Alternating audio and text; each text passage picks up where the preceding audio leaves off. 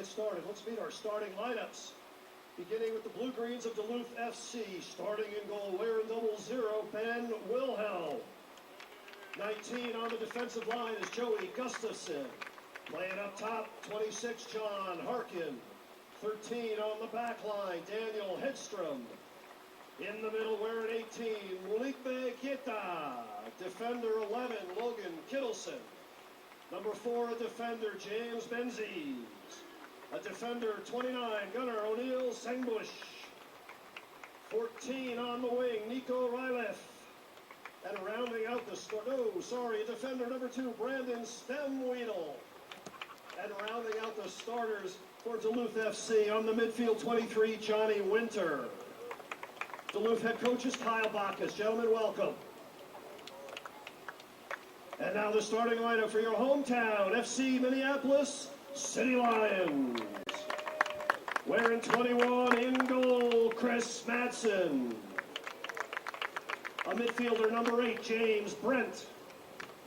On the attack, wearing number 10, Moises CJ Dame. Number 3, a defender, Mark Dwe. In the middle, number 8, Solomon Ikechi. Wearing number 5 on the back line, Amoa Kwaku. A striker wearing number 9, Abi Lual. Wearing 17, a defender, Emmanuel Morris. Playing up top for the City Lions, wearing 11, Ochan Ochogi. Wearing number 1, now in goal, Otieno Samuel. And on the wing, number 7, Ian Sendy. City Lions head coach is Barney Cole. Your officials for today's match. On the field, Alexander Dawson. Assistant referee, Tyler Dawson. And his partner on the other side, Ezekiel Kofi Agbosu. On the sidelines is the 4th official, Victor De Mireles. All right, let's take a moment before we start here, recognize how fortunate we are to play this beautiful game in this beautiful place.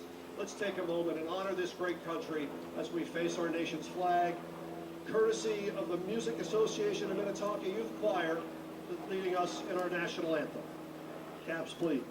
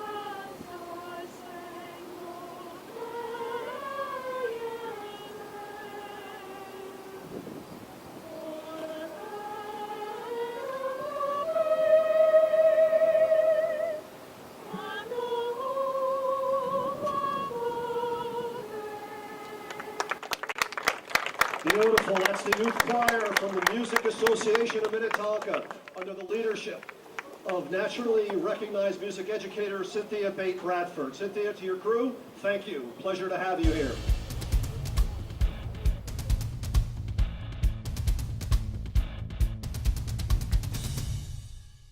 At that moment, it hit me. This is why I joined the Guard. I couldn't believe it. I just saved a life. Somebody from my hometown. Be there for your community at NationalGuard.com.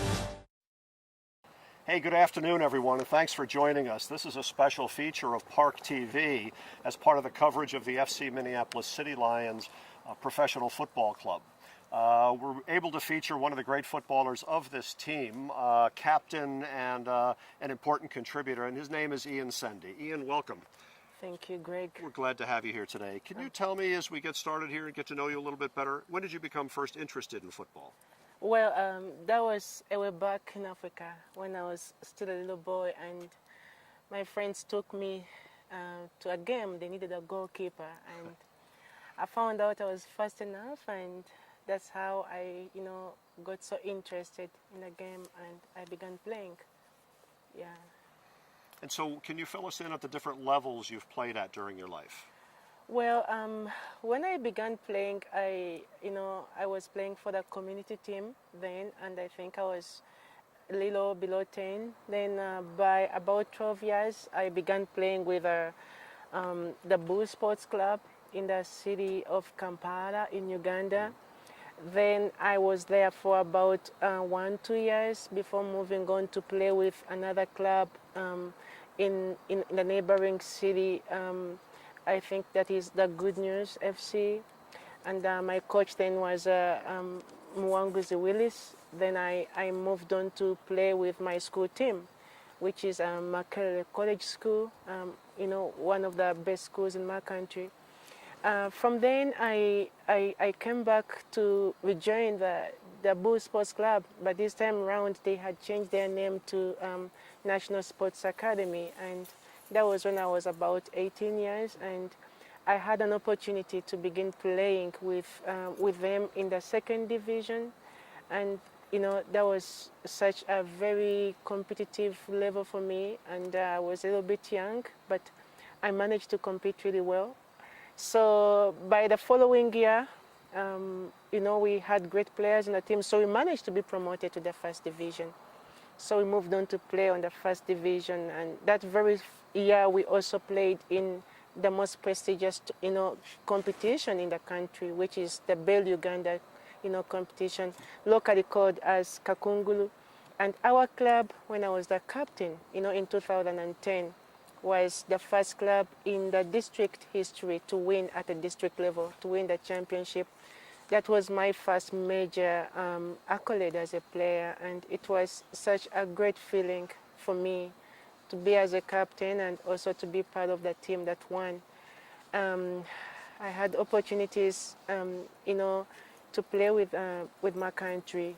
We had the London Olympics qualifiers for 2012, and by then I was on the under 21. Our coach was Anyao Video. So that is when, after those competitions, that is when I saw myself now come to USA, and just at the prime of my game, and I just come and I begin my trade here, and it was a little bit hard sometimes because the game wasn't as developed as it was in my country. So I had to start from different levels. I played with a Bemidji State, soccer club. I had an opportunity to be in Ohio with the Dayton Dutch Lions for some time. Came back to Minneapolis, and I played with the Cats Rouge, and that is where I moved to come to, FC Minneapolis, where I am playing right now. So it's been an amazing, long journey for me. Yeah. Thanks for sharing that. Every professional athlete has a long history and a long story. We don't often get to hear it, so that's really great. Yes. What would you say makes you different as a footballer? What is unique about your skill and your approach to the game? That's a very amazing question, Greg. And personally, what makes me, I think, unique as a player is technically my speed. That has always been my greatest contribution to all my teams that I've played for. My ability to move with the ball, my ability to play quick, and also to create goal-scoring opportunities. Those have been my technical strength in the game. And when it comes to the personality, I always look beyond the game. I always look at my teammates. I want them to remember me as one of the best players they've ever played with. And I pay a lot of attention even when I'm playing with them, to encourage them, to lift them up, and to make them feel better just by playing with me. And I feel like those are my strongest qualities, technically and also personally as a player. And so along the line, you had coaches, friends who gave you some advice. What is some of the best advice you've ever had growing up in this game? The best advice I've ever received, that was in 2010. I was with the Uganda national team head coach, and his name is Sir Bobby Williamson. We were having a training camp, and it was the last day, so he came in, and he called me and tapped me on the shoulder, and we had a little talk, and then he said, "Son, this is what I want you to know. Skill and talent are very great things, but it's gonna take more than that. It's gonna take hard work. It's gonna take commitment. It's gonna take everything in you if you are going to set a bar high." And he said these words that I always quote in most of the conversations and interviews, that I have, that if any player keeps on walking down the road of football, no matter how long it is, eventually they arrive. So those words, that advice was so strong for me that even when it comes to a point when you're discouraged, when you are broken, your body sometimes is broken when you're playing, you really find the strength to stand up and you keep on moving just because an adult of influence gave you a word of advice that stayed with your heart for the rest of your life. Great. Yeah. So who would you say would be your heroes of the game? Definitely, that would be the French captain Thierry Henry. Unfortunately, right now he is retired, but he is one of the main reasons why I play. Because when I was a little boy, I remember I think I was about 8 years. I saw him play with a French team that beat Brazil on the finals. And then I followed him all the way through Arsenal. He has had quite an amazing career at Arsenal. I think he's the best player Arsenal has ever had. And just watching him play, just looking at his character, his commitment, his athletic abilities is so inspirational in every sense. And I really find him to be a hero in the sport. And for me, outside football, definitely my mom has always been my hero. She's not with me right now because I lost her when I was 9, but she left a legacy in my heart. There are so many things that we can do as athletes, especially the influence sometimes is not so good. But when I remember her words, how she used to speak to me every morning and how she used to encourage me to be the kind of person with responsibility that she wanted me to be, those words keep me going. And I find her to be, such a hero to me, that even if I'm not with her right now, that she keeps on living in my life just through the days that she so fully lived in me. Yeah. So we talked a moment ago when you came to the States about life outside football. Yeah. Can you talk a little bit about when you're not on the on the training ground or you're not in a match, how you spend your time, friends and family and such? I have a lot of friends and I do a lot of volunteer work. I helped the Salvation Army to start up a free kids soccer club, and it has really grown quite a lot. We see children coming every week from the townships of Minneapolis, and they come, we teach them how to play for free. We have quite a number of volunteers right now from our club that go with me. The club has been very supportive. The Salvation Army has also been very supportive, and also the city of Minneapolis. So I spend a lot of my time every week doing that because I look forward to it. I just want to see these children learn. I want them to be healthy. I want them to get the right advice. But other than that, I spend time with my friends. We love to eat. We love to sit down and eat for long hours and just talk, go out for a walk. So when I'm not playing, I'm either volunteering somewhere, and I also put in a lot of personal work, a lot of personal work. We have a day off every Tuesday, and we have an event in Minneapolis almost from 5 to 7. But at 7:30, I am at Lake Calhoun with my friends putting in personal work at the beach. Yep. And every Thursday, the same thing happens. So for me, I don't find myself having a day off, that much like the most of the players that maybe could want to. Yeah. Could you talk to us a little bit about your training regimen, how you keep fit, how you keep your game skills sharp, how much time you train, how you approach your training? Well, I always approach my training like a professional. I make sure that I get the right advice. We have great coaches who give us the right advice on what we have to do and what we cannot do. So even when I go to the gym, I ask a lot of questions. I don't just jump to machines and begin lifting things. I ask specifically what is going to help me as a football player, not as a sportsman, because there are so many sports and you need to train differently for every sport. So I take my training sessions seriously. We had a very big game this week on Wednesday. Chelsea, one of the biggest clubs in the world, was playing with AC Milan, one of the other biggest clubs in the world. And I've really grown up following these clubs, and their players are great. Everybody would really die to take a look at them. But it so happened that they were coming in town at the same day when we are preparing for this game, the game we are going to play today with Duluth FC. And I could have gone. There is no reason why I couldn't go, but I said, no, my training comes first. I have to stay with my club.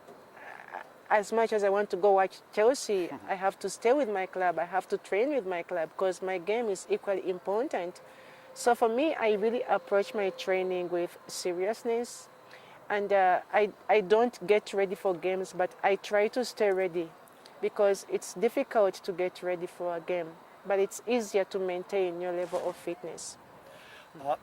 How about the mental part of preparation and the mental part of games in between matches? What's your mindset other than approach it professionally? Yeah. The psychology of the game and thinking about a match and how to approach a match. The mental part. How do you train that element? Well, first of all, you must believe in what you're doing. The game is very physical, and sometimes it will drain you. Let me give you an example. A week ago, we played 3 games in 6 days. We went to Wisconsin, traveled back. Midweek, we went to North Dakota, came back. We had a game here at Aina Anderson Stadium. And some of us, we were playing 90 minutes the entire time. So traveling and 90 minutes, and then training sessions, because just because you've traveled, it doesn't mean you're not going to train. You reach, you train, you travel, you come back, you train. So all those things have an impact on you mentally, but to believe in what you're doing and to set your heart to just being the player that you want to be, to believe in the player that you want to become in the future and that you are currently, it helps you to keep the right mindset. And so when you actually go on the training ground, no matter what comes your way, you are going to want to get the best out of that training ground, the best out of your coaches, the best out of every drill, out of every session, because you are not just training for today, you're not just playing for today, but you're looking ahead. You're looking at the many children that actually count on you, that believe in you, that, get back to you and say you've inspired them to play. You don't want to fail them by becoming a failure yourself. So you must have the right kind of attitude, the right kind of mindset, and you cannot have any doubts about yourself. You must believe in what you're doing, either, the entire time. It sounds like the mental part of the training is as challenging as the physical part of the training. Yes, the mental challenge, the mental part of the training is even harder because we have had players that just haven't been able to continue with the club just because of the way they were performing, just because of how difficult it has been for them to catch up. So things like that, sometimes they affect a player. And if you are not strong mentally, you cannot play the sport. It's very demanding. There are some games we played when the crowds are so large. And you make mistakes that are going to be forever in your face because they're recorded. People have watched these things and people tweet about them, people talk about them on social media. For you to be able to recover from that and come back on the training ground the following day and be the best you can, it takes a lot of mental strength, a lot of belief, and a lot of confidence in the journey that you're walking.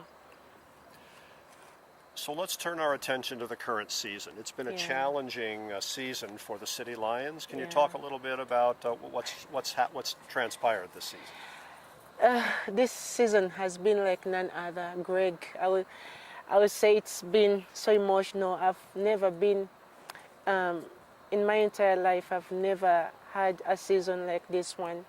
You know, to just walk out as the champions and then you struggle to even, win a game. I would say, I repeat the words of what I've had some pundits say, that we really have great players on our club, and our club has uniquely, been getting players, great players from different walks of life, different parts of the world, to just come in and play. But what I really think, that at the beginning of the season, the chemistry, the understanding of each other wasn't just there. That as much as we were great players, we had a championship, there were so many changes, in the previous season compared to this season. So teams, teams got us on the blind side. And by the time we began waking up, to get together, get strong, get to know each other, it was so late in the season. So right now, when I look at the players, when I look at the different positions, we have a solid man there. And the togetherness, the chemistry is there. So I think that if we just carry that into next season, because next season is definitely going to be even more demanding than this season, we are going to be participating in 3 tournaments. So I think it's going to help us to see the opposite of what we have seen this season. So this football club, like many, perhaps unlike many, is many close friends of yours that you play this beautiful game with. Can you talk about how you might approach the game differently as a leader on the team when you've got friends, and not just friends who are teammates and who are players, and they're also friends, and what that means and how you approach a match, perhaps approach training as well? Greg, we look at ourselves as businessmen, business partners, and we are close friends when this uniform is off. But when you're putting on the blue, we have a job to do. We have a mission to accomplish, and we go hard against each other sometimes. We push each other hard, and, so as a leader on the team, and, also looking at my friends, my really close friends playing besides me, I am not going to let my friendship affect my judgment, especially when my help is needed. So whether it's at a training ground or a real game, we approach it from a business perspective, and that is what helps us now. After the 90 minutes, it's all green again, but in between the 90 minutes, we have a job to do. Yeah. So final question, Ian, look ahead, if you would, to the next season or 3 or 5 seasons, not only for the City Lions Club, but also for the APL. And where do you see this evolving in the next couple of years? Well, the game in this country is growing so much, Greg, and I will tell you for a fact that we do have the largest number in terms of statistics of participants in the game of football right now than any country in the world, including England. Yep. So when I see the clubs we have just playing in Minnesota alone, and I look at how many clubs we had by the time I came to this country, I see good news. We do have the American Champions League beginning, having its season, next year, and we have professional teams that are going to be playing, and small professional clubs within our state, which means that the investors are growing in the sport. More players are getting more opportunities. I'm looking at the American Premier League in the next 2 years growing exponentially. I'm looking at all these regional leagues being able to capitalize on their communities and growing exponentially in the next 2 years. I'm looking at more communities, more people participating in the sport than they have been doing before. Because I think what has been affecting the country and also the sport is people haven't seen anything serious except for the top professional club we have in the state, where you could find a men's club. It could be either amateur or recreational. And the mindset of many people is still that oh, they're just playing for fun. But they're investors now, they're players now, players from international communities, players from here who have, put in their hearts and they're busy playing for something bigger than, what the community is used to. So in 2 years from now, 3 years from now, I believe the communities, would have gotten used to that. They would have begun to appreciate that and to respect that. And looking at this, I know it's going to be exponentially big. It's going to grow in ways that, none of us, has even imagined. Yeah. And it seems the City Lions and you and your club are well poised to ride that success. So Ian, thanks very much for joining us. It's been a pleasure to watch you play on the pitch, and it's been a great treat to get to know you a little bit better today. And so we say good luck in your match this afternoon. Thank you, Greg. It's been a pleasure. Yeah. And thank you all for joining us as well. Please. Diversification. It's a pretty big word, especially when it comes to structuring your investment portfolio. Simply put, don't put all your eggs in one basket. Learn more about the importance of diversifying your portfolio and choose to save.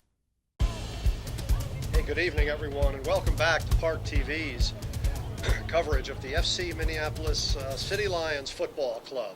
It's a beautiful summer Saturday night here at Minnetonka High School, the home of the City Lions, where they will host the visiting Duluth Football Club Blue Greens in an evening of professional soccer on a summer Saturday night. Beautiful, beautiful night here.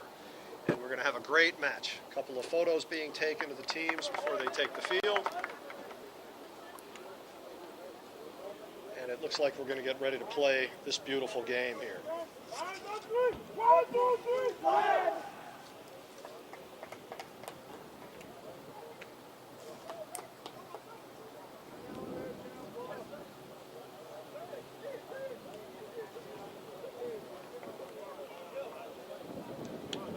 All right, Duluth has won the toss. They have elected to control the ball in the opening kickoff.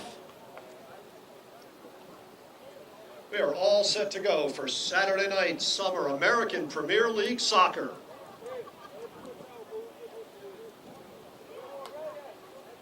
All right, let's play this beautiful game.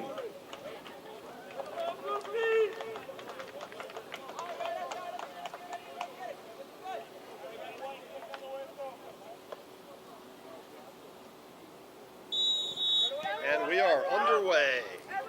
Minnetonka High School is the site, the home of the FC Minneapolis City Lions Football Club, playing their final game of the 2016 campaign against Duluth FC.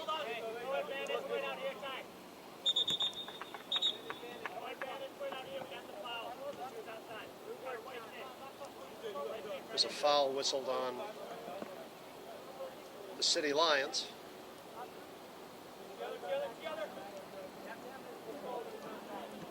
Free kick Duluth. Joey Gustafson on the ball. Thank you.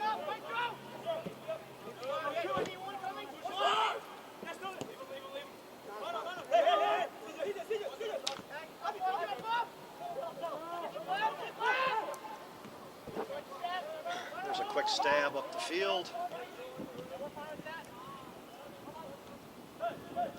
For the City Lions, they couldn't get that ball through. Here's an attack from Duluth. Long run down the wing.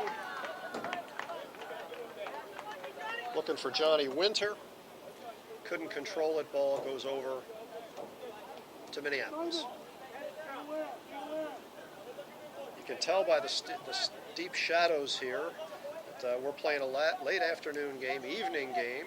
We started at 7 p.m. here on Saturday, August 5th.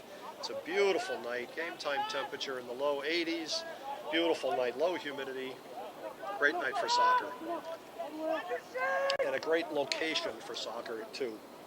The City Lions, in their current campaign, have elected to play their games in partnership with Minnetonka High School, this beautiful facility that rivals that of many colleges. A beautiful turf field, stadium set up here under the lights, which we will turn on later. Won't need them this time of year. Good to have regardless. And you've got the City Lions wearing the light blue, playing from right to left, north to south, and in the white uniforms with the green stripe on the chest is the Duluth club, playing south to north, left to right. There's a nice play down the near side, marked away. And that was Harkin playing. So here comes Joey Gustafson. Deep into the zone, deep into the sun, with what will amount to a big, strong throw-in, almost as good as a kick for some of these.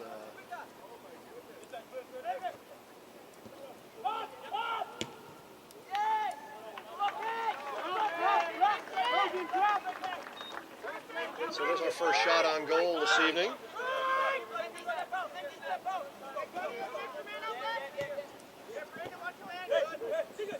Otieno Samuel starting in goal. Let's run down the starting lineups here quickly. We're number 1, Otieno Samuel playing in goal. Here's another chance. Shot missed wide. Otieno Samuel handles that easily. So joining the City Lions out on the field as runners. Number 8, James Brent, a defender. 10, Moises C.J. Dame playing up top. Number 3, Mark Dway is a defender on the wing. Solomon Ikechi in the middle. Amoa Kwaku, a defender wearing number 5. Abunyani Laul, Abi Lual, number 9, playing up top for the City Lions. 17, Emmanuel Morris, a defender. 11, Ochan Ochogi playing up top. Number 7, Ian Sendy on the right wing. And 21, Chris Madsen, a defender. There's a ball popped through. Nice play on Mark Dway.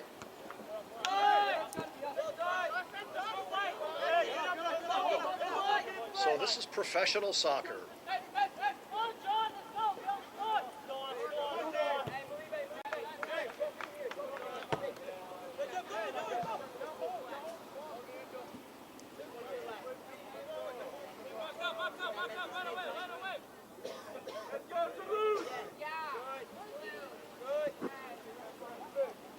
So this is the final game of the regular season here for these two clubs. There are no playoffs at this level, as there isn't in professional soccer, meaning end of season playoffs or tournaments during the course of the year. But a season ends just based on the regular season record, team with the best regular season record. And that has been decided already as we are here in the last week of the season. The FC Fargo club, new to the league this year, coming on very strong, playing some beautiful football. And so they've already won on points the regular season title here in their first year. And that shows a great increase in the quality of competition here. This Duluth club also has finished second in the standings, just a game behind Fargo, and they are a formidable side. And FC Minneapolis has struggled this year. They won the American Premier League 2015 campaign, best regular season record. Offside, Minneapolis.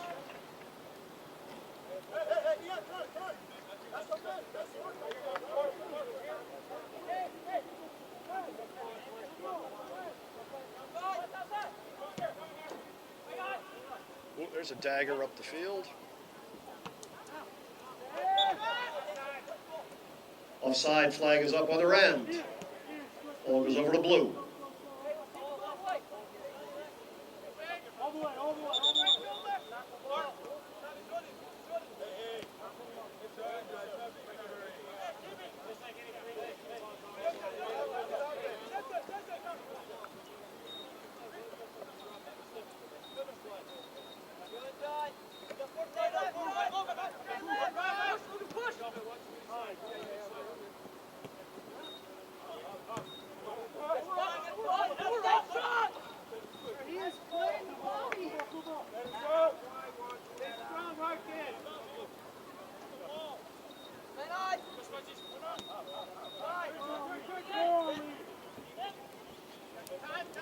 right, we are playing World Cup rules here. That's 45-minute halves, no timeouts.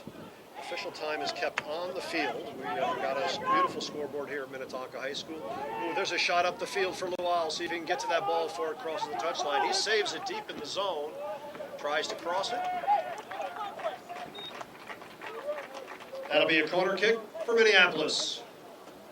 Great effort by Lual chasing that ball down the far sideline. Looked like Gunnar O'Neill, Sengbush, and Lual were battling for that ball. Lual tries to cross it.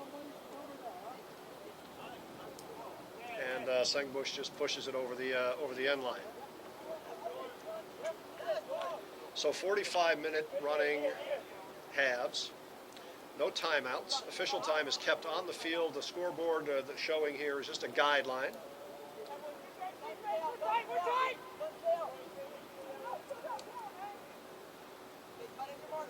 Abi Lual on the ball for the City Lions.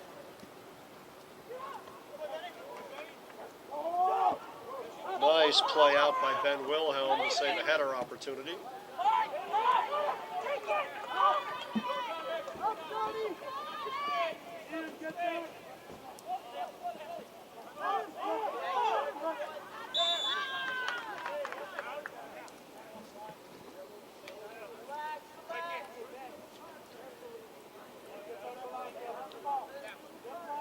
Handball City Lions. That'll be free kick Duluth, just outside the area. So Otiena Samuel, often a defender, not a keeper, puts the gloves on today, and he comes out and grabs up a ball and inadvertently steps across the 18-yard line, which becomes a handball outside the box. Free kick from a very dangerous spot. And so there's a yellow card warning.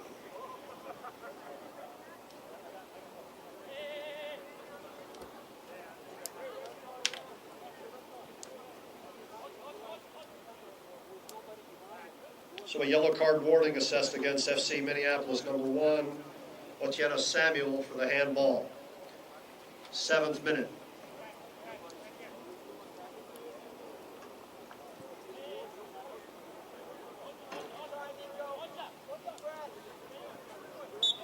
Blue-Green's 14, Nico Ryleff sets up on the ball. And he finds the wall. Good defending by the City Lions. Ooh, and here's a quick counter the other way. Nice ball up for Moises Dame. Gets a shot across.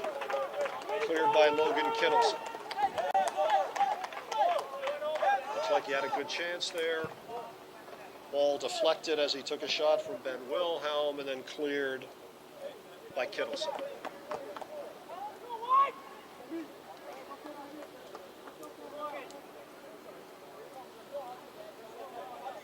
So fans at home and in the stadium, a friendly reminder, we're playing 45-minute running halves.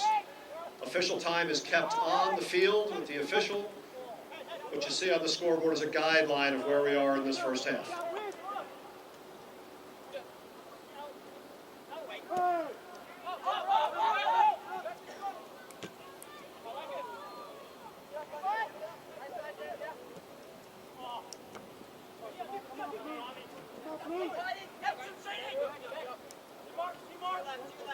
To Mark Duet on the defensive wing.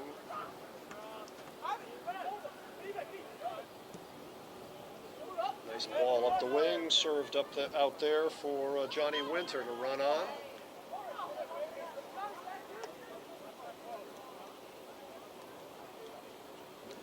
So a couple of stabs up the field here from both teams. Nothing really beautifully executed or successful, but you can just see there both teams rely on a lot of speed and a lot of finesse in the midfield. And they are looking for that's another opportunity. Ikechi serves the ball up, looking for Dame or Lual to run onto it. That one he served up, found the Duluth keeper, Ben Wilhelm.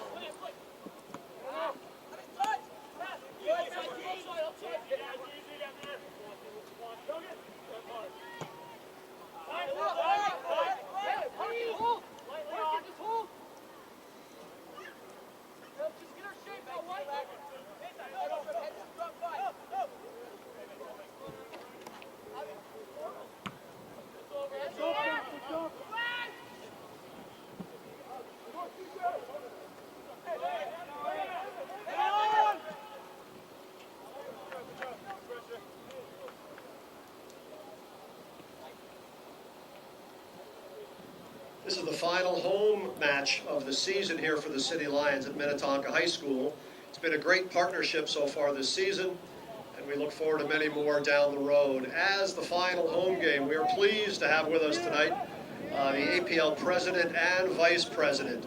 And they have served this league beautifully this season. We're very thankful to have with us this evening Yusef Durbaki, the American Premier League president for the 2016 season, and American Premier League Vice President Timothy Sass. Gentlemen, thank you for your service this year. It's been a great season, and we look forward to many more. So a chance for the City Lions down in the corner. Dame can't get it around Kittleson. So it's a throw in deep in the zone from the west sideline. Players looking back into the sun.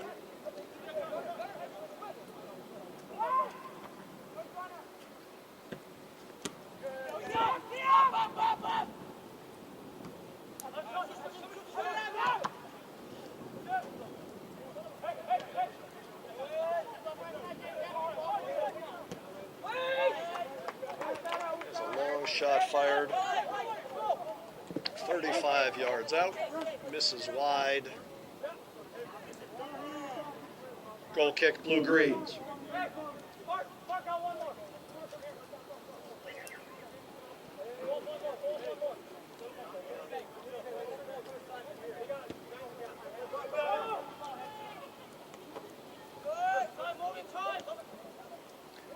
So this has been a successful season for FC Duluth.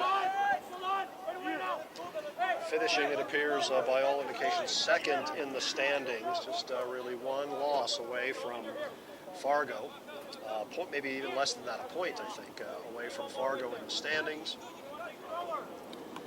And they've proved a formidable team here, and their play today shows exactly why they're in that position, I should say.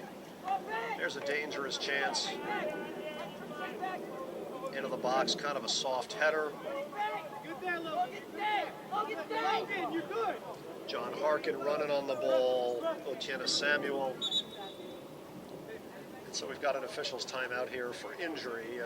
Harkin and the keeper inadvertently collided. There was nothing intentional in that. You'll be able to see that on the replay. Even so, Samuel called for time, asked for a moment. You can see the sportsmanship there between Harkin and Samuel, saying no harm done, no issue, nothing intentional, just incidental contact. Harkin was certainly trying his best to avoid the contact and protect the keeper. It's a fine line these strikers run, going hard for the ball at all costs, and challenging keepers for the ball often. Done in a fair way, in a way that protects the keeper, who is often defenseless, coming out of big, mature, running adult at full speed, trying to beat to the ball. It's a great feat that every striker battles every game. And we're pleased that this one did not end in any injury here to Samuel or Harkin. And we're back underway.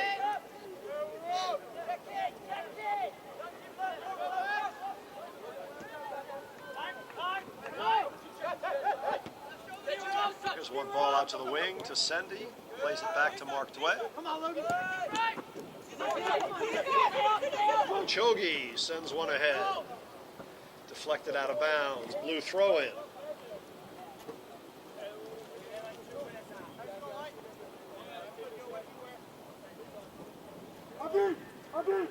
Look for a switch right away. Back here.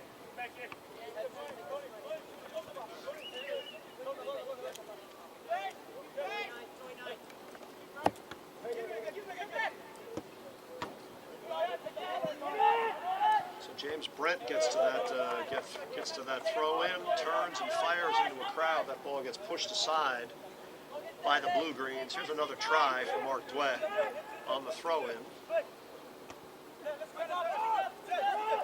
Ochogi can't quite turn. Bobby Lual turns, ball gets deflected, and Ben Wilhelm comes up with that. Clean up any problems for the Blue Greens.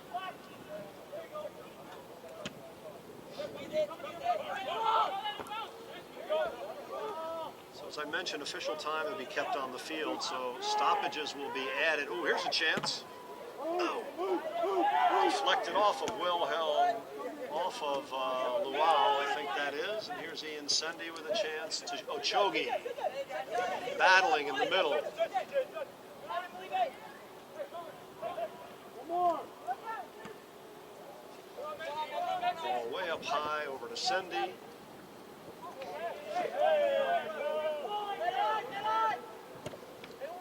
Safely played away and a quick counter. A counter by the Blue Greens, controlled by Dwe and Samuel in goal.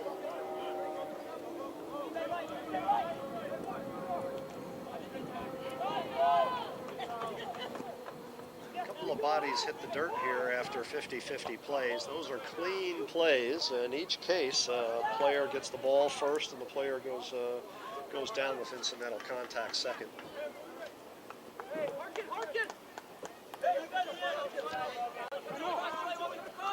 And so we've seen that a couple of times. There's nothing intentional. That's just hard play and the nature of very good athletes, grown men.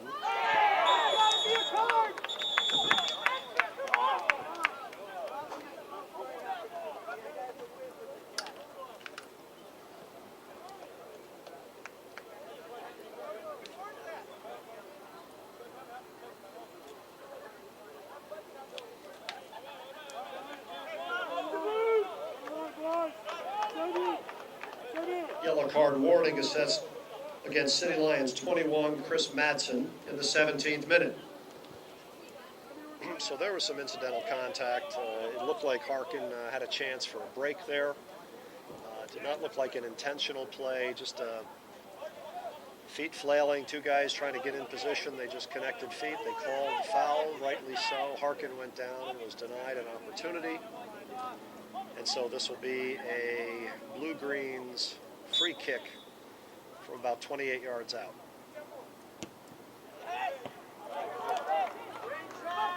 There's a shot on goal, direct shot on the set piece.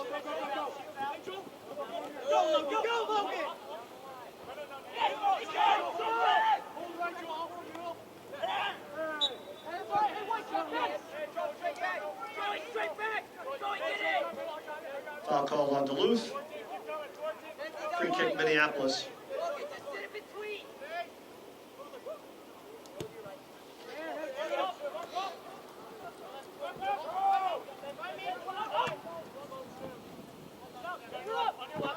Boy, this Duluth team can counter very quickly down the field. Just one turn from the defensive line just seems to turn loose the attackers for the Blue Greens.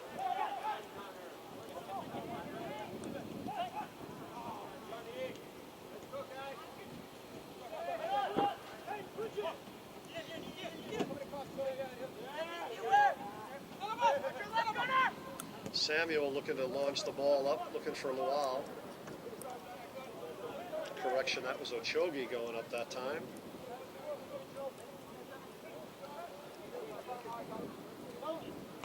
So we're approaching 20 minutes on the clock.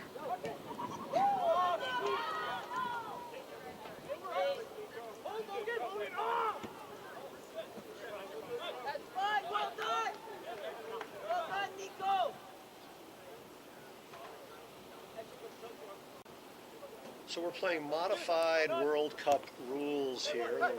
Everything on this game, except for substitutions, is exactly as the World Cup. The difference on substitutions, I should say, is unlimited substitutions. In World Cup play and of the 5 levels of professional soccer above this one, maximum, there's a long shot off of the foot of Dame, launches way over the head of the goalie, the crossbar, and ends up as a goal kick for the Blue Greens.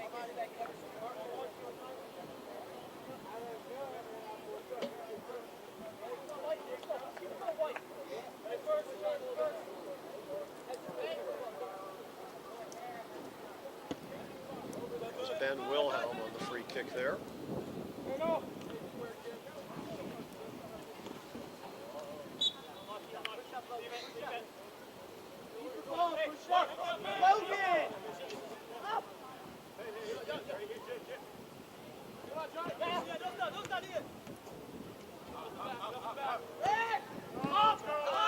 Looks like the official is letting the players play. There's where there's incidental contact. No issue there. They're playing hard. There's nothing unfair about that. Nice little through ball there off of the foot of James Menzies. Couldn't connect with anybody.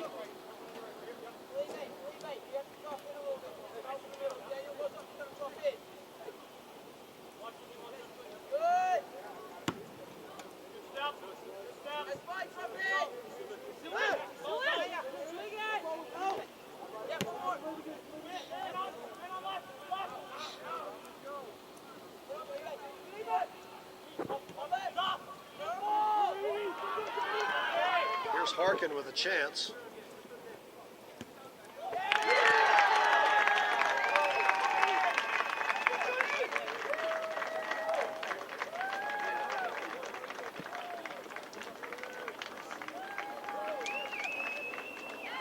And there's a goal from John Harkin. In the 21st minute, he got a nice feed. The defender was beaten so badly, he was looking for an interception. The ball got served down the wing. Harkin ran on it, unopposed, finds his way, cuts to the center, finds a left-footed shot, and just drills it past the outstretched hands of Otienus Samuel.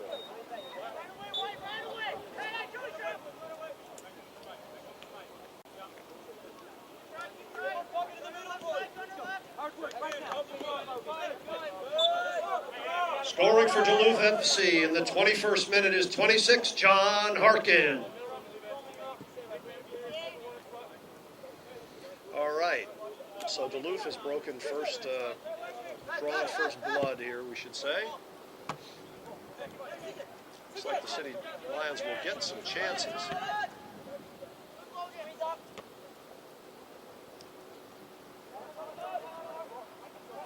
So much quality chances yet, but they've had several. So let's go back to the substitution rules. Unlimited substitutions during the game, but no player may re-enter. Once a player comes off the field, he is done for the match.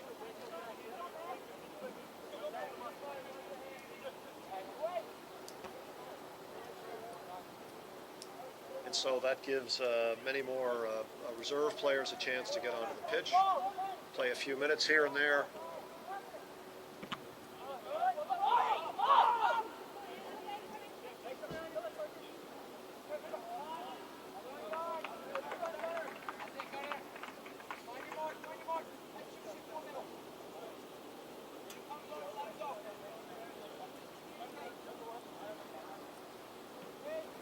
Throw in City Lions from the far sideline, down in their offensive zone.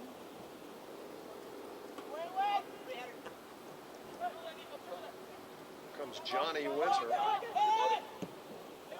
There's a long ball up the field. Looking for Kittleson making the run from the defensive line. Samuel beats him to that ball and puts it out of bounds harmlessly. Throw in White.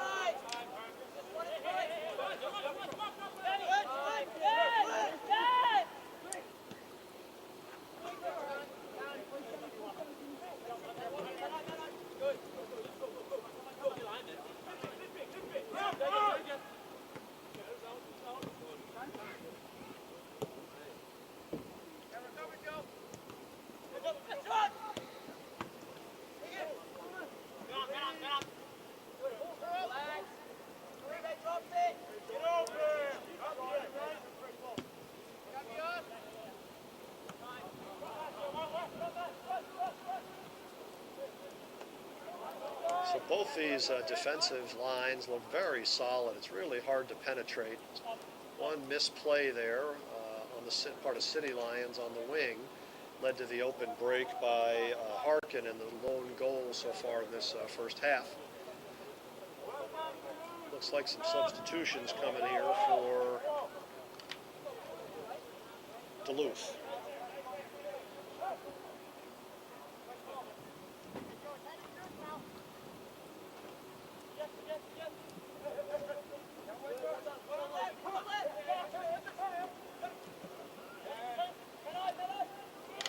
Looks like Rodriguez and Corcoran ready to come on the field.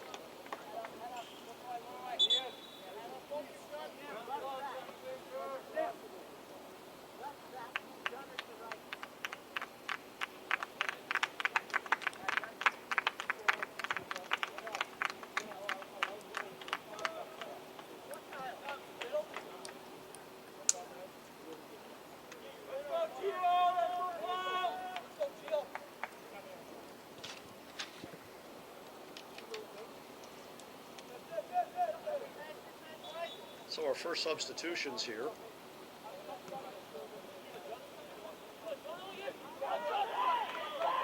Johnny Winter charging, gets around. There's a foul whistled against Duluth. Some incidental contact. Winters against Madsen. Madsen goes down. White gets whistled for the foul. Blue ball.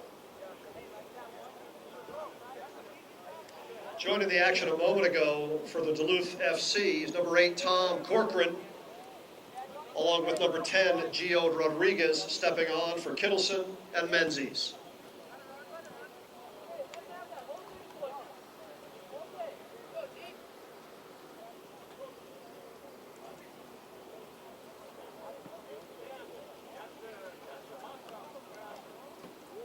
So we don't have the benefit of ball boys and ball girls to shag these balls that go out of bounds and roll a long way on this Minnetonka track.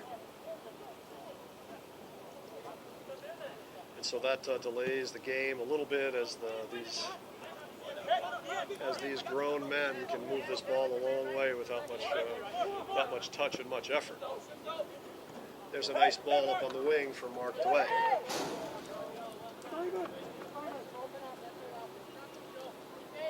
FC Minneapolis would like to thank our many community partners who make this season and this football club possible. We'd like to specifically thank Dr. Derek Anderson of Health Source of Minnetonka, the official club chiropractor and athletic trainer. The Music Association of Minnetonka, the official choir for our anthem today and at every home game here at Minnetonka High School.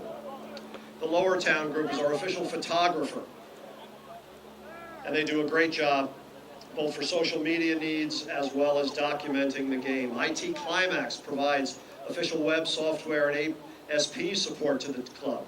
Impact ProWear provides athletic wear. They are a manufacturer and supplier and a great partner. And ParkTV, official video and broadcasting partner. All of these great community partners have made this season a great possibility with the help of these terrific corporate partners. Thank you all.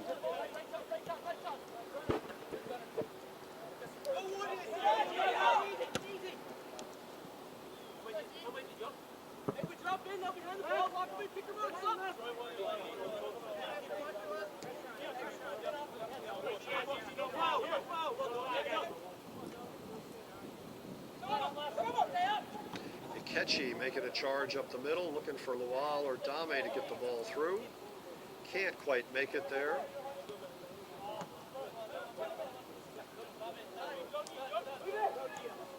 Oh, there's Harkin on a break.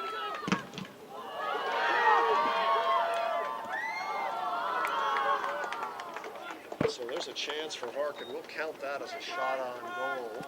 Samuel comes out, clears the ball right off of Harkin's feet, and it just rebounds back toward the goal, where Amoa Kwaku has to make a long run to clear that ball off the line. That'll be a Duluth corner kick.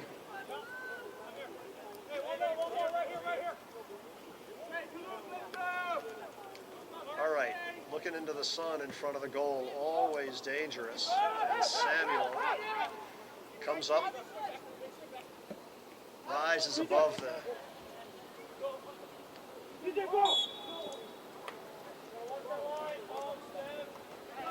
offside Minneapolis.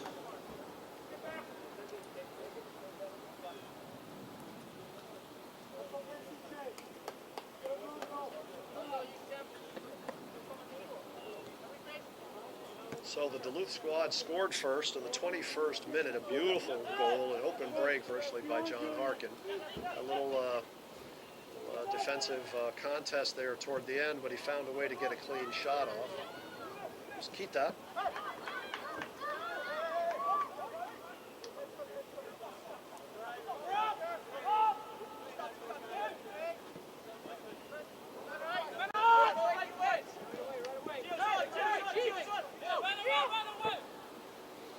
So we are just over 30 minutes on our guideline scoreboard clock, 15 minutes remaining roughly in this first half of play. Your score at this point in time, 1-0 Duluth over the host club, Minneapolis.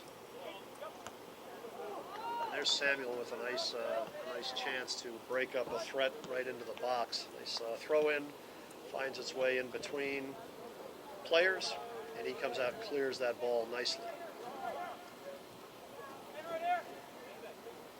It is a beautiful Saturday night here at Minnetonka High School. Professional soccer, this beautiful stadium and this beautiful turf field here. The home of the Minnetonka Skippers boys and girls soccer program. Minnetonka High School plays in arguably the toughest conference in the league. That's the Lake Conference. They're the biggest schools generally in the state, and they all come with formidable teams. Corner.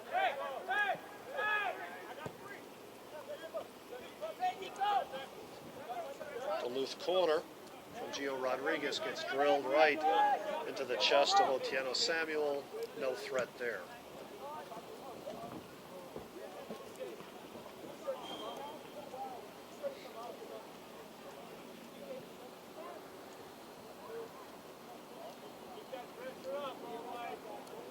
So Minnetonka High School plays in a conference with Wayzata High School, Eden Prairie High School, Hopkins High, and Edina High School. And those are always formidable teams. Foul whistled on blue, free kick white.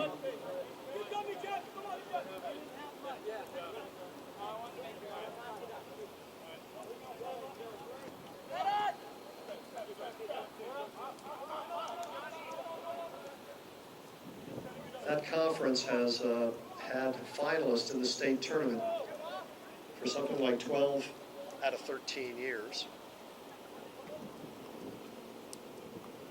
And won, I think, 10 of 12 state championships. Minnetonka's won 2. Eden Prairie's been quite successful. Wayzata's been quite successful on the girls' side. And on the boys' side, the teams are just as formidable. Eden Prairie's perennial powerhouse team, along with Wayzata. So here's a yellow card warning in the 33rd minute.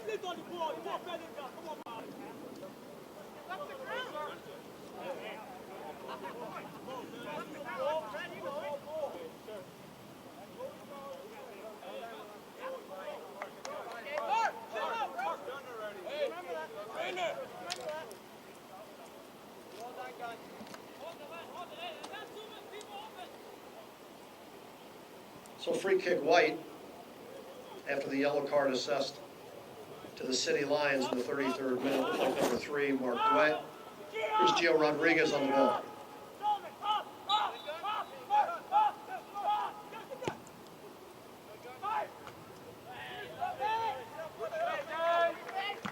Not sure we're going to call that a shot on goal. Couldn't tell if that was intentional or if that was a defensive play. It was harmless as Samuel played it flawlessly in front.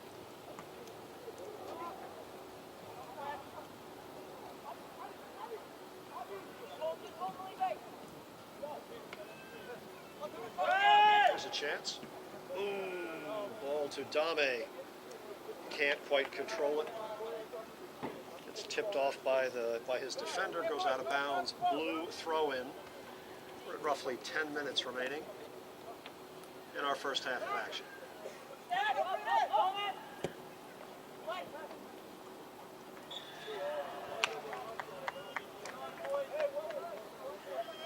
Offside, City Lions. No goal. See that from here. Often offsides is a very hard call to make. Hard to see, but that one was easy to see. You could see how far the offensive player, I think that was Luau, was beyond the pass defender without the ball.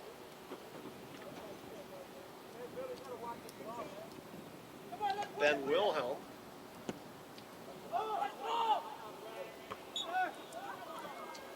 Little pushing and shoving in the middle. Nico Rylef goes down. There's a ball over on the wing off to Johnny Winter. Love the name. Great albino guitar, rock and roll guitarist, Johnny Winter. Spelled the same way too. Maybe they're related. There goes Sendi to Dame.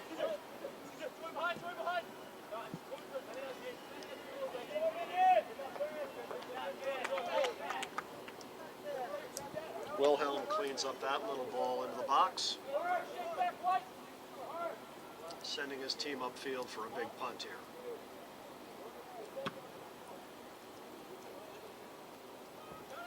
Little 50-yard kick in the air.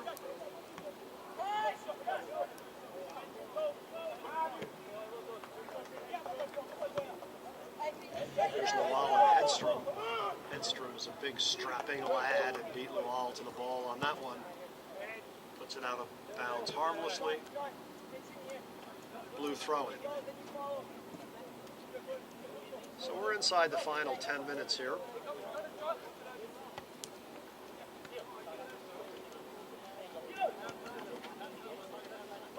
Ball will go over to White here near sideline.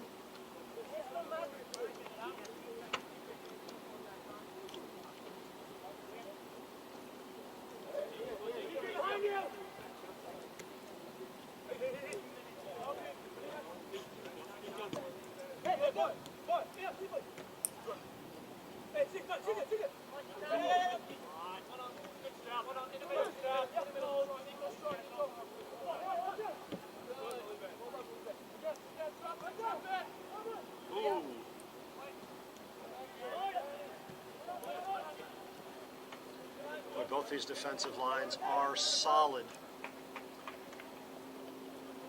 It is a tall group on that Duluth defensive line there, particularly the two in the middle and the one on our wing here, the defensive fullback.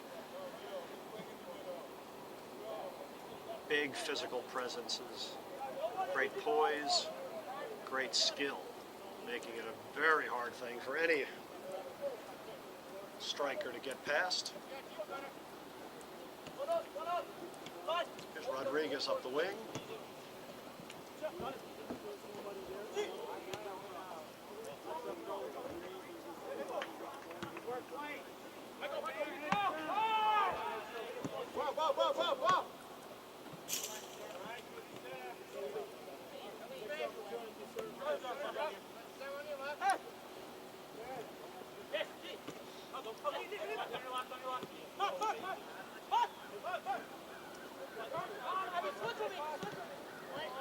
Samuel launching a ball up, looking for Lowell.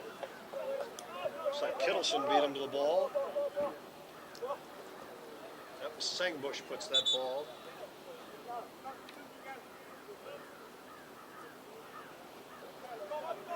So we've got a substitution coming here. Justin Moore is going to step on for the City Lions.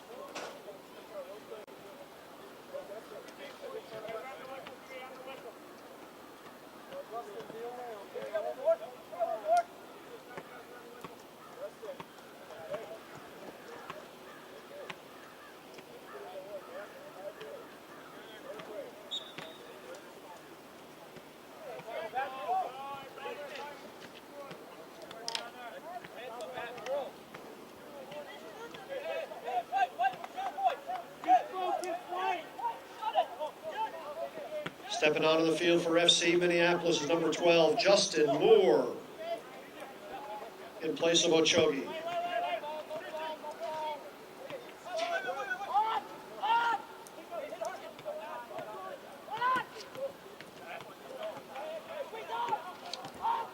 So we are 1-0 here at roughly the 40th minute of the first half.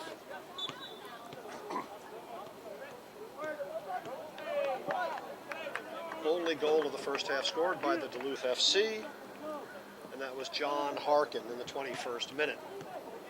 Only other thing on the score sheet is 3 yellow cards assessed against FC Minneapolis.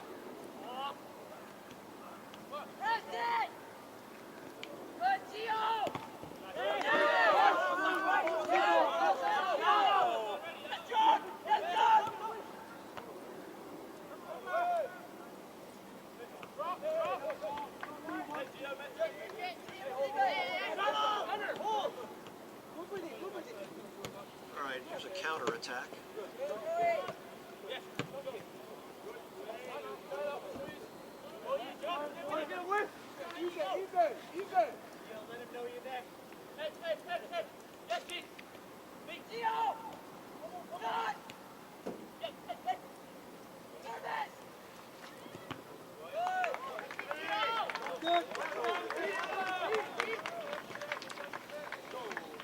That'll be a Blue-Greens corner kick.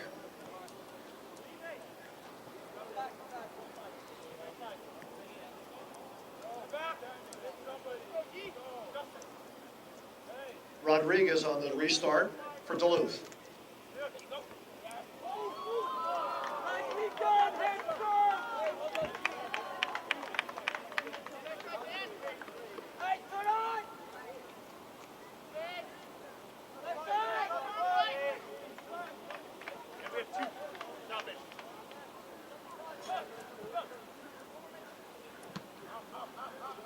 Daniel Hedstrom got a header on that ball, couldn't control it enough to steer it toward goal.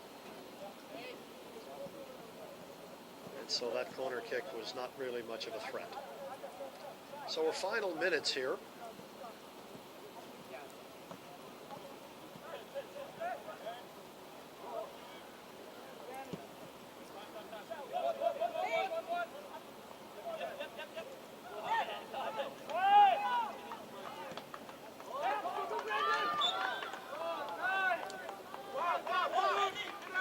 Blue-Greens offside.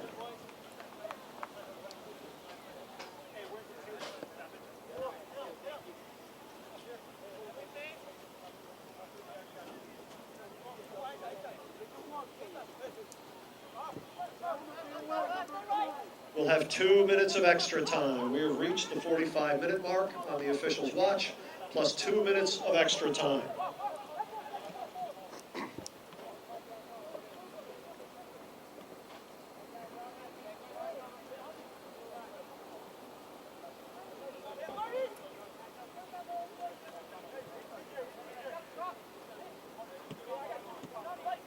So the officials have decided that with the stoppage in play for the injuries and some other just general slowdowns in the first half, that there were 2 minutes that could have been active play that weren't.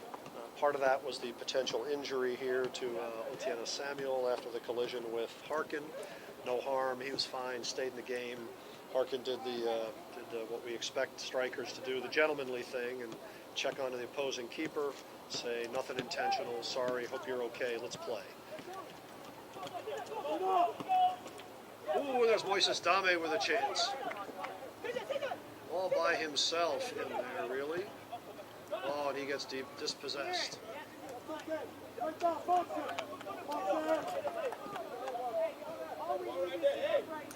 So a minute remaining roughly in our first half of action here. APL soccer, last regular season match featuring the visiting Blue-Greens of FC Duluth, FC I should say, facing off against the home City Lions of FC Minneapolis.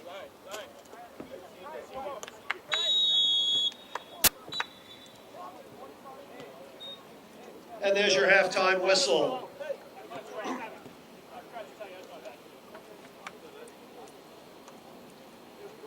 Your score at the break, Duluth FC 1, FC Minneapolis 0.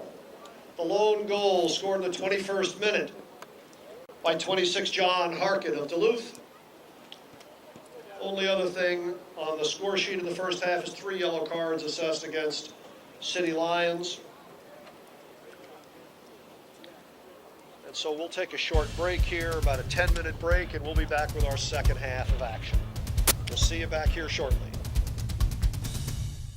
I'm a wife. A sister. And a grandfather. I'm an office clerk. I'm a research analyst. Dance fitness instructor. Actor. I'm a copywriter. I'm a veteran. I have lupus. Cerebral palsy. I'm blind. And I'm working in a job I love. I love. Because I was given a chance. To contribute my skills and talents. To show that my disability is only one part of who I am. Who I am. Who I am. At work, it's what people can do that matters. For more information, visit whatcanyoudocampaign.org.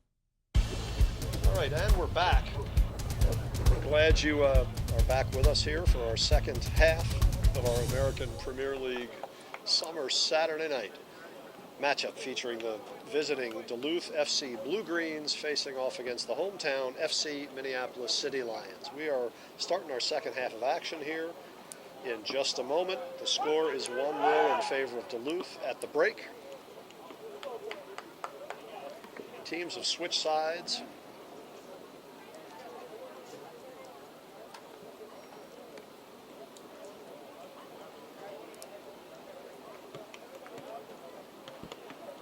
City Lions control the ball to start our second half of play. We've got a fresh clock. We've switched downs. We are ready to go.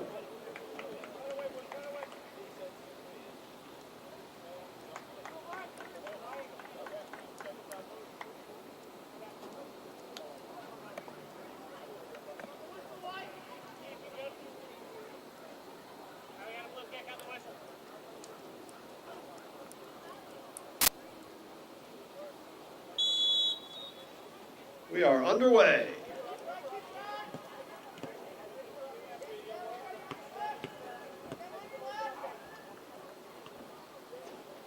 There's a threat right away.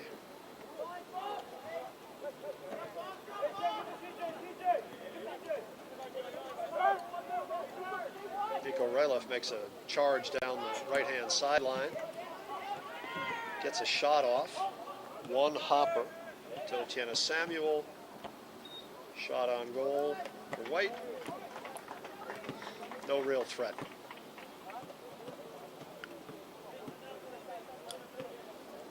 So we start this second half 1-0 in favor of Duluth. They scored the lone goal in the 21st minute off an open break from John Harkin. He had an open break down the right side, cut back to the middle, beat a couple of defenders looking to cover, and just launched one with the left foot. Beautiful one-timer. Found the back of the net. 1-0 Duluth at halftime. Ooh, there was a good chance for Gio Rodriguez to put a header on that corner ball. And he just missed.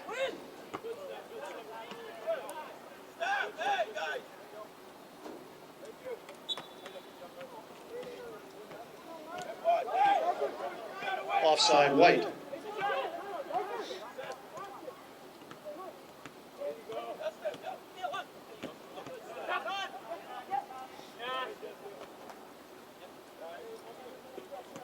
There's a White throw in.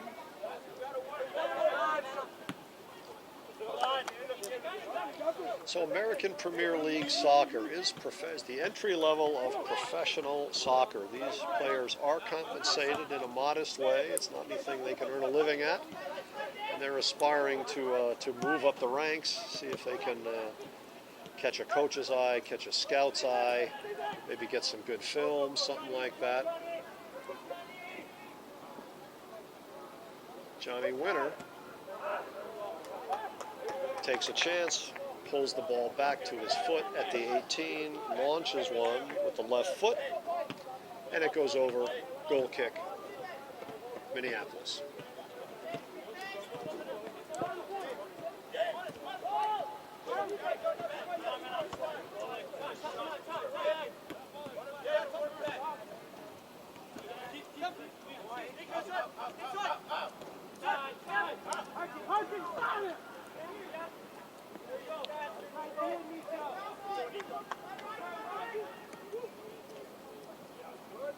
Ball off the foot of Ryloff.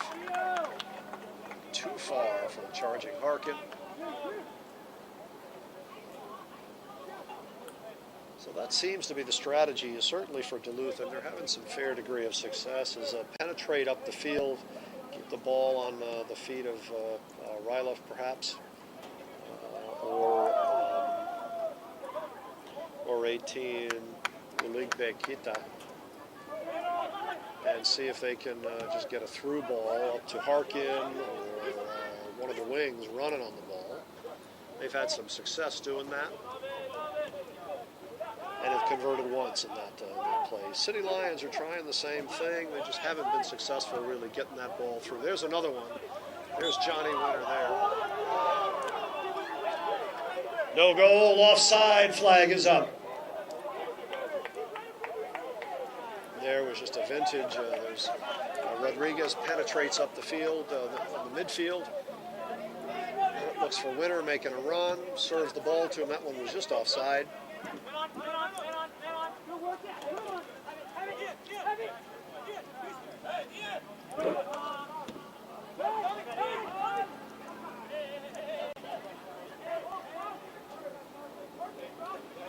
There's another through ball up to Harkin. He did not was not in contact, in sync with Tom Corcoran, who served that ball up. And so turned out to be harmless. Just about 5 minutes gone here in the first half. 40 remaining to play.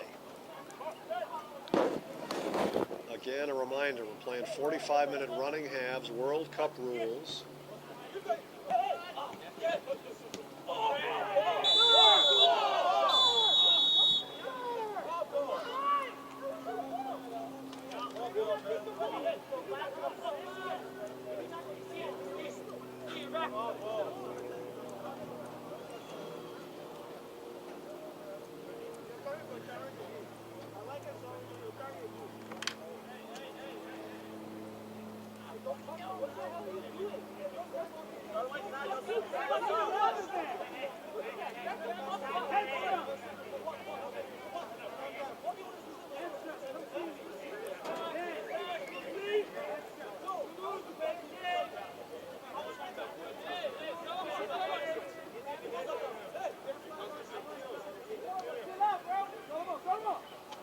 So I've got a yellow card warning against number 20 in the blue. I do not have him on the roster. It's like an injured, trying to figure out who the injured player is for Duluth. He went down quickly. Looks like he's up. The trainer did come out on the field at the request of the referee.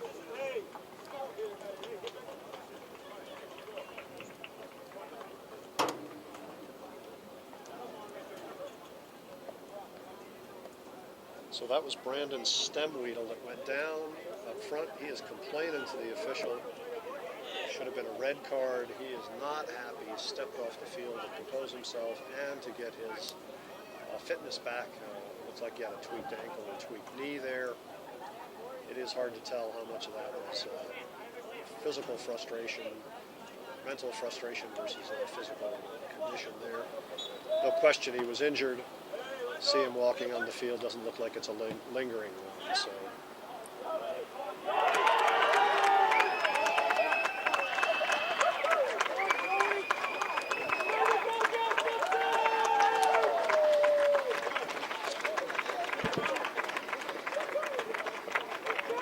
So there's a goal for Duluth on a pretty goal, on a header there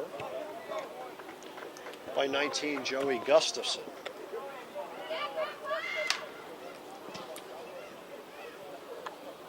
Get the official scoring for you on that in a moment. That pushes the score to 2-0 here, Duluth, on just a pretty ball. Gustafson ran on that ball and converted a beautiful header.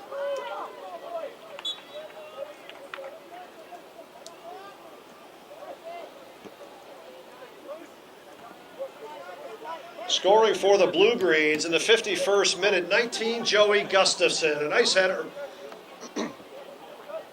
on the crossing ball.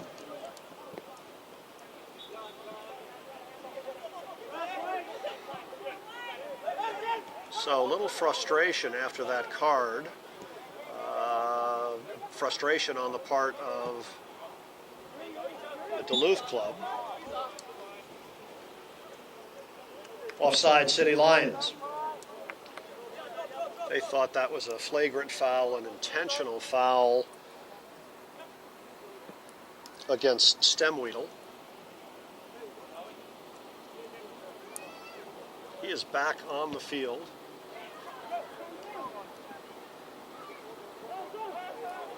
Doesn't seem to be any worse for the wear for that foul, but there was frustration on the Blue Greens' part.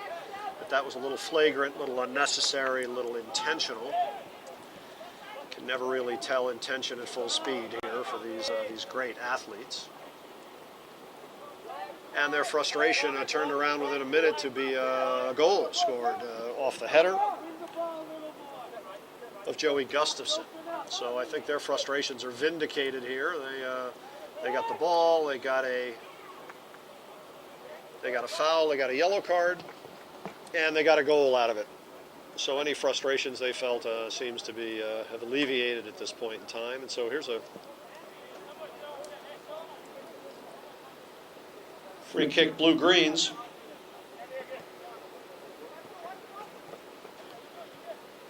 This is Tom Corcoran on the restart.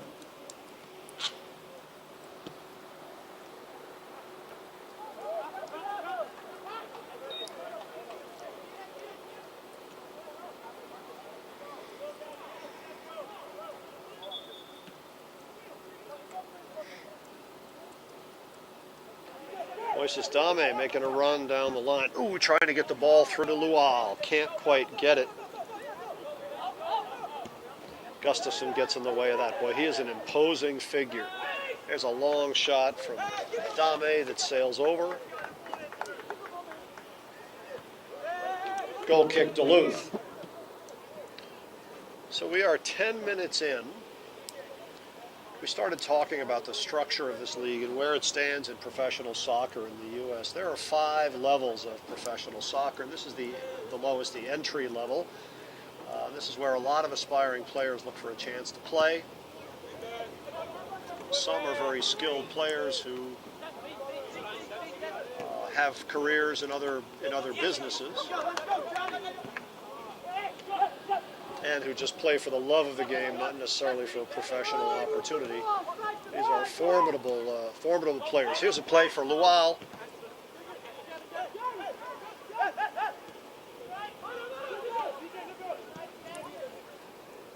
Out wide to Sendy on the right wing. He sends one into the box, deflected, looking for a handball call, didn't get anything. Harkin coming up the right side.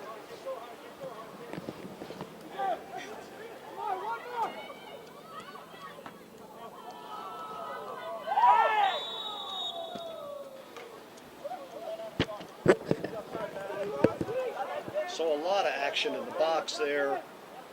Johnny Winter had a chance getting into the box. Otieno Samuel comes running out, makes a nice save. Some incidental contact, he goes down. So some frustration, a little bit of words back and forth between players. And it looks like Samuel is down. He's visibly hurt. So let's pause a moment. The trainer is on the field tending to him, so we'll just take a brief moment here.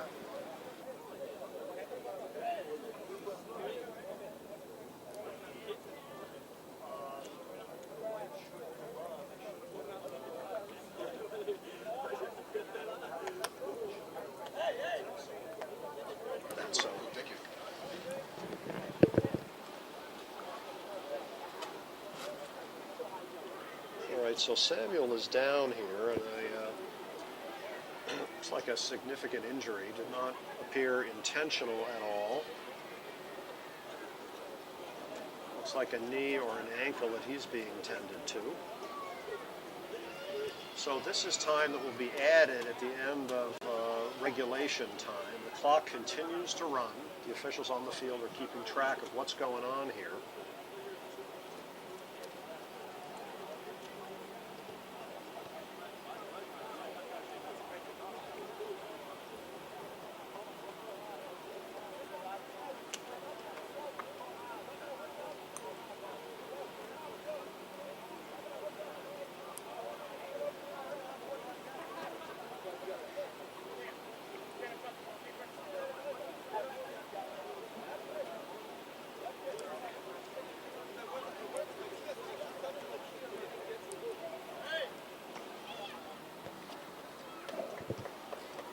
He's up getting some help off the field. Looks like he's got a right leg injury here. Looks to be maybe 3 minutes of extra time, 4 minutes of extra time. The officials are keeping an eye there. So we're going to have a keeper change here as a result of the injury to Samuel.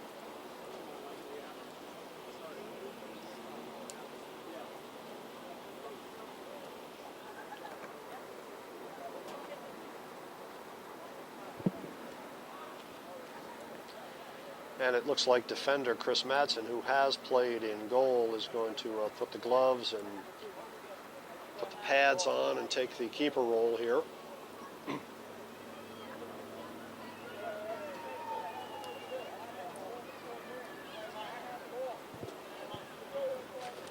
So Samuel will be scratched from this match.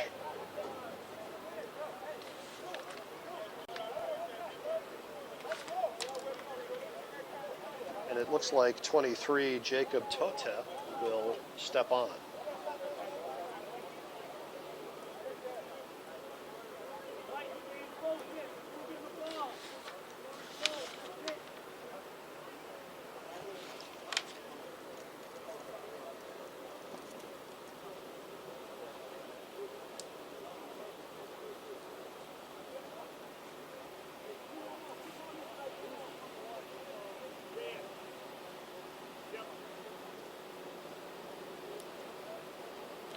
So stepping onto the field for the City Lions for his injured teammate is 23, Jacob Tote.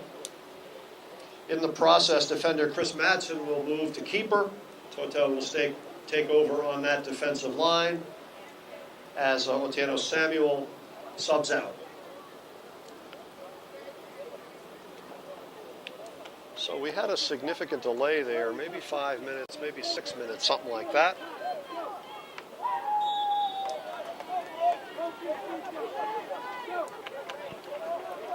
Madsen puts the ball out to Duet.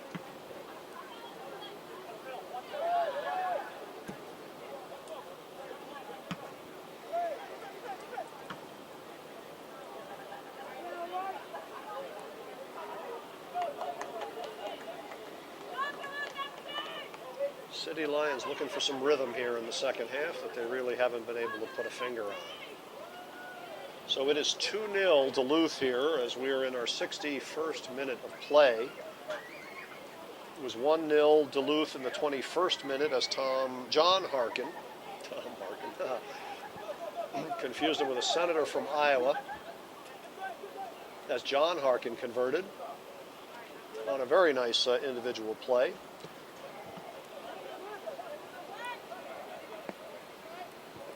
And then in the 51st minute, Joey Gustafson converts a header, beautiful header ball off a nice long crossing ball. And here comes Sendy up the right sideline. Stemweedle beats him.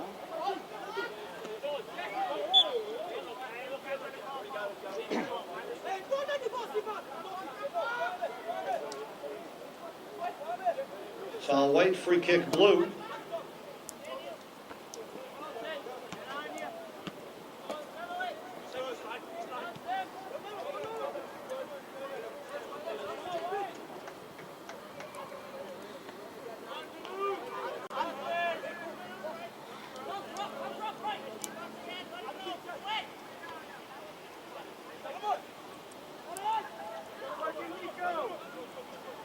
So FC Minneapolis would like to encourage you to think about taking advantage of the great services of the club's many corporate partners in your business, in your family, perhaps in your nonprofit organization.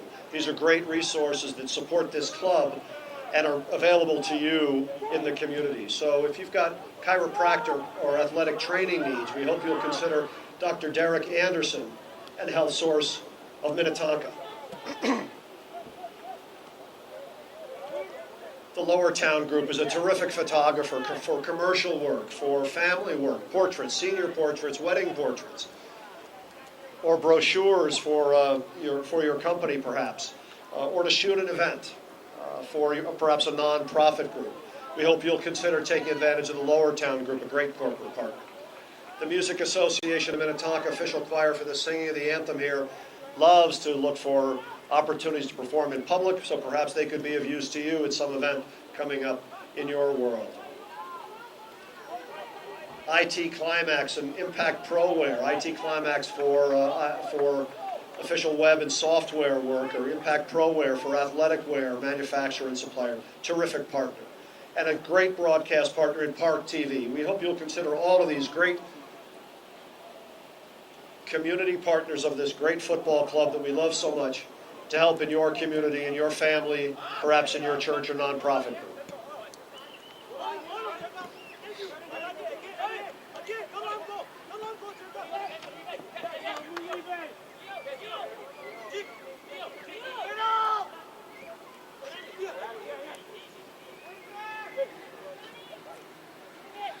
Some close quarters play here for both sides. Ball really not breaking through.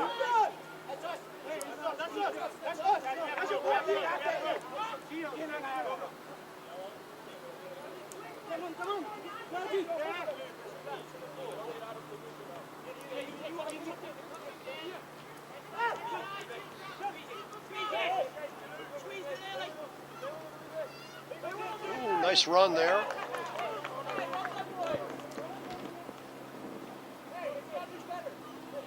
Nice run along the sideline by Solomon Akechi. Cannot control it. Goal kick, Blue Greens. So we are 20 minutes into our second half of play here. It is 2-0 Duluth with roughly 25 minutes remaining to play. The emotions are starting to show on both of these teams, getting a little frustrated at the nature of play. Both teams thinking that there's a little bit too physical, a little too much intentional physicality here, not just incidental play.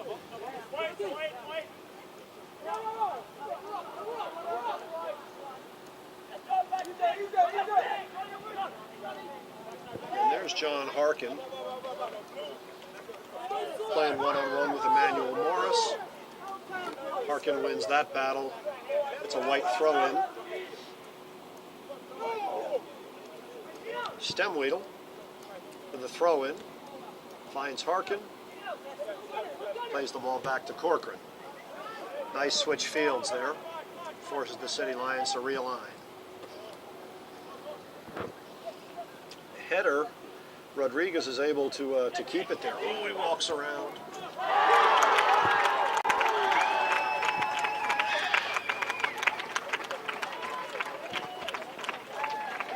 There's a pretty goal by Gio Rodriguez. He gets around the end line in the 66th minute and just pulls the ball 2-3 yards off at a sharp angle and is able to drill it past the gloves of Chris Madsen. So that goes 3-0 Duluth in this final regular season match. Final league match of the season. City Lions' body language looks a little bit deflated at this point in time. Sendy's got some good energy coming.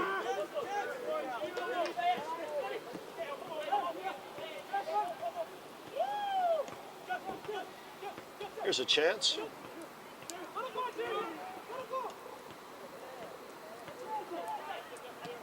Akechi over to Sendy. Looking for room in the middle. Can't seem to get a ball off. Moises Dame. Seems to be a little bit of a breakdown, perhaps, in team play. It looks like a little too much individual play there. Give me the ball, I'll dribble through these fine defenders for Duluth. The process does not seem to be working very well. A couple of decent chances, nothing really resulted in a good shot on goal. Here's Abu Lual with a run up the right side. Oh, great shot from Lual. Steered aside nicely by Ben Wilhelm. That's a Minneapolis corner kick.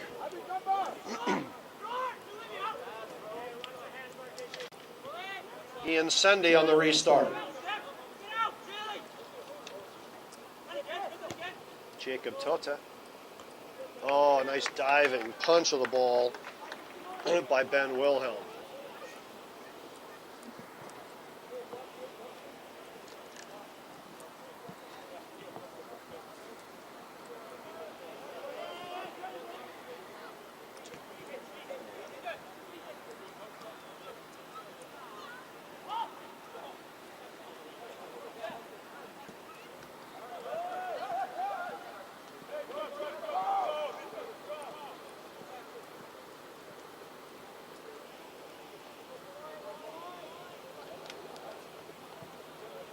So here we are, 3-0.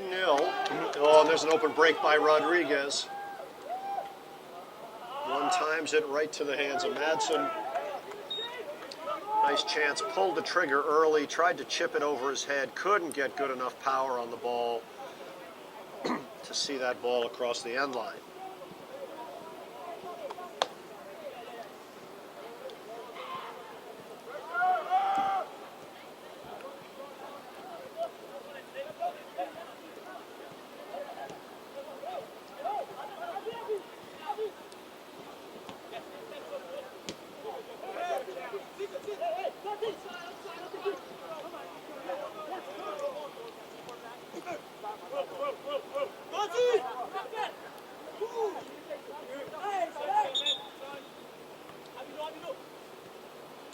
So we've got some cramps, it looks like, on the field here. Nothing serious, just looks like he needs a little help on some leg cramps. That looked like Harkin, I think. No, it's not Harkin.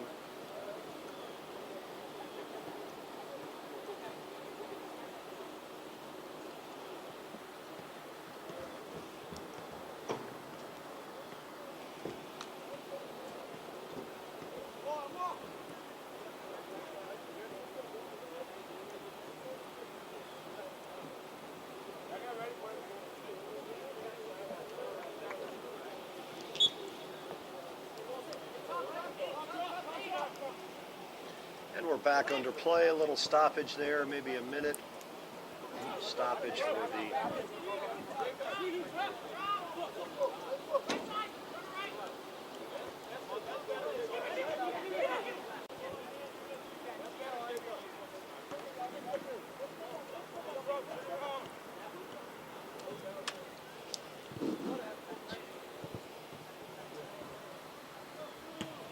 stepping out on the field a moment ago for Duluth FC. Where'd he go? Is 16, C.G. Gonzalez. In the 70th minute, C.G. Gonzalez steps on for Rylith.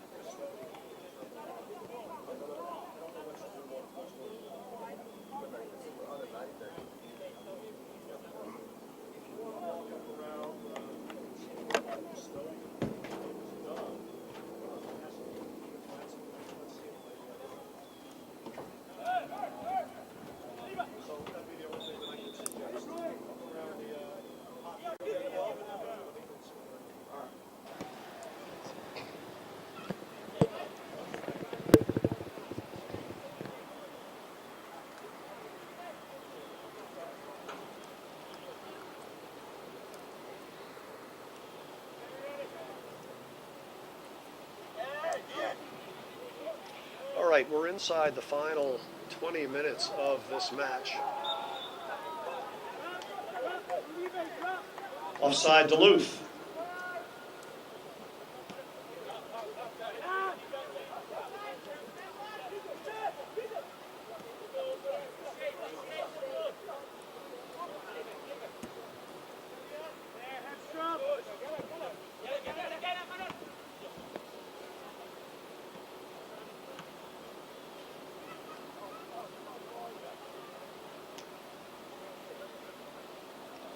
So it does appear that the team chemistry for the Duluth side is pretty solid tonight. They are comfortable playing with each other. They are big, formidable players, particularly on the defensive line. Here's Lual with a run. Looking for room, couldn't really find any there. There's a shot that hits the post.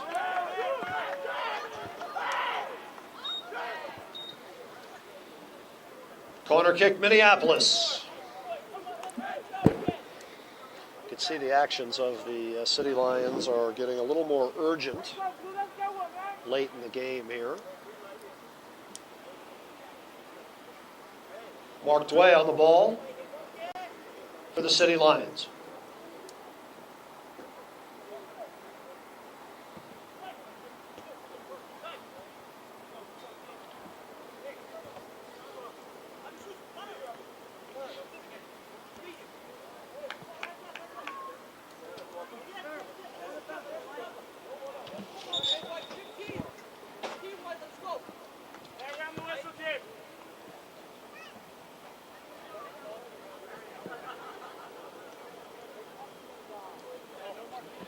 right, so we've got a stoppage here. The lights in the stadium are not on yet, and we don't have a, we're trying to figure out how to get them on. And so we've got a little bit of stoppage here as we're trying to figure out how late we can play. And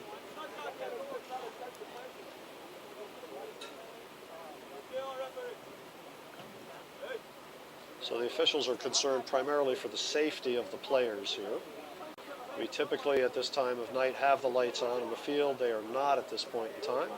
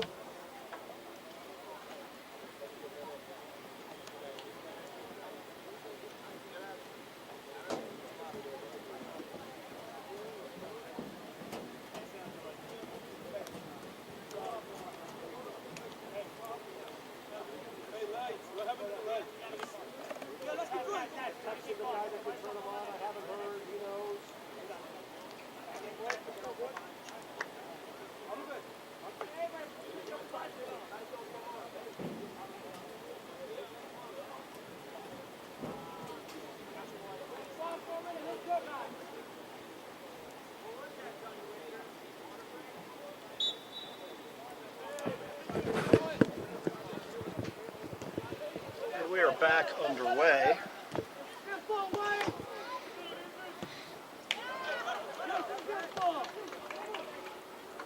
So we've had a number of significant stoppages here in this second half. We had a maybe 6 or 7 minute stoppage for the injured City Lions keeper who have come off the field and is under medical care right at this point in time. Looks like to be a knee or an ankle or something like that.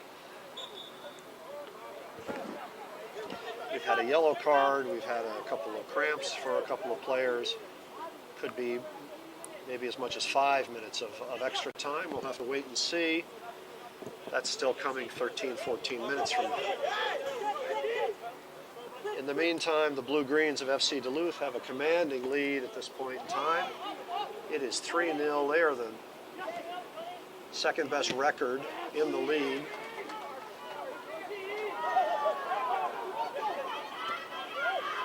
Madsen comes out to make a play.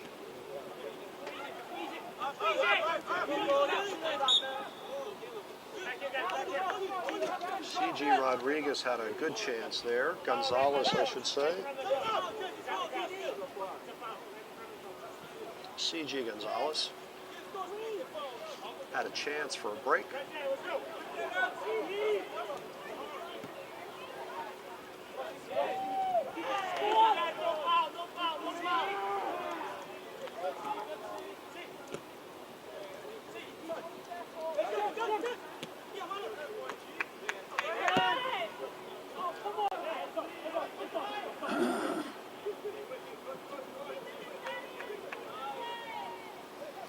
A whole lot more clutching and grabbing. I'm sure it's very hard to see in the coverage. We were looking into the sun. Now we're just looking into the shadows everywhere.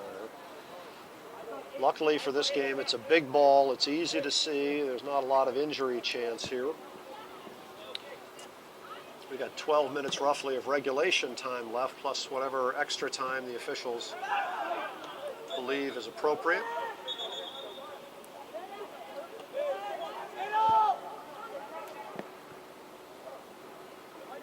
And so the last 10 or 12 minutes here, wrapping up the league match season for FC Minneapolis and Duluth FC.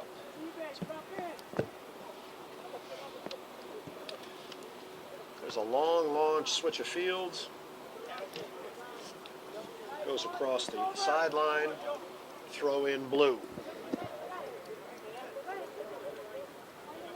So this is a bit unusual, scoring 3 goals, not terribly unusual, but the unusual part about the score sheet is there's 4 yellow cards on the sheet and 3 goals on the sheet. And all 4 yellow cards assessed against the City Lions, individually throughout the 3 in the first half and 1 in our second half here. Play has gotten a bit emotional here and there.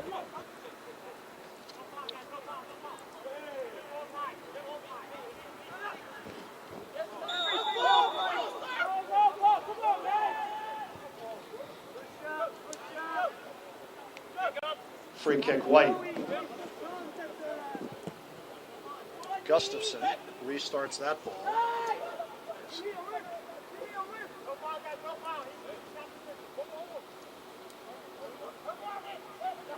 Harkin with a chance, really not being contested there.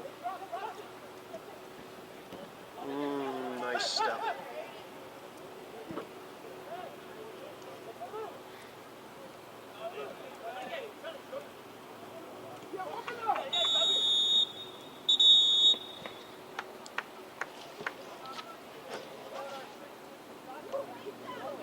Looks to me our match is over.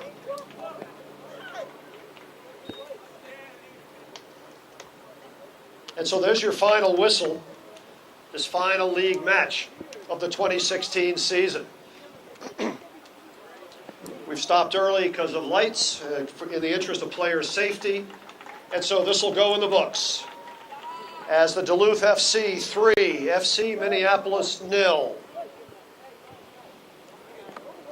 Well played, gentlemen. That concludes a great season of American Premier League soccer under the leadership this year of Youssef Derbaki as president of the league and Vice President Tim Sass. We appreciate their leadership on behalf of all the clubs in this league. It's been a great season, and we're looking forward to great things down the road. Hey, fans, thanks for joining us tonight, and thanks for your support of American Premier League soccer throughout this season. It's been a great season. We'd like to congratulate the Fargo FC on their championship this season. New to the league, they played beautiful soccer and came across in their first season with a championship. Well done. Both of these teams as well. Gentlemen, thanks for all your play, your hard work on behalf of these clubs. We hope you enjoy the off season, and we look forward to another great season next year of American Premier League soccer. Good night, everyone.